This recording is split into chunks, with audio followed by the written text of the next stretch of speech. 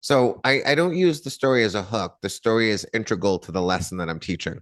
Whether I'm delivering a TED talk or I'm a substitute minister at churches and I essentially tell stories and then glean some wisdom from the story, the two have to be connected completely. So I am choosing a story that matches the content that I am going to be teaching. And that it goes for if I'm teaching long division to my students, I will start with a story.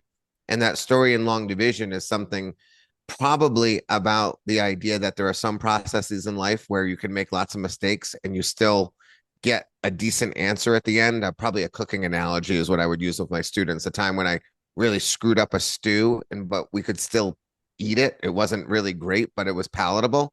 Whereas in long division, that's not the case. You make one mistake in long division and you end up with the incorrect answer. So I might tell a funny story about screwing up a meal and explaining how you can get away with that sometimes, but today you can't, right? Today we're making a meal that has to be perfect in every way.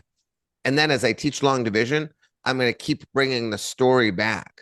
You know, when I get to the spot where we have to subtract from the remainder to get the next number that we're going to work from, I might say, so this is the moment when we're going to sort of pull out the bad potatoes, you know, and we're going to only leave the good potatoes behind. So I'm always working the story back in so it doesn't feel isolated as two parts, but one complete whole.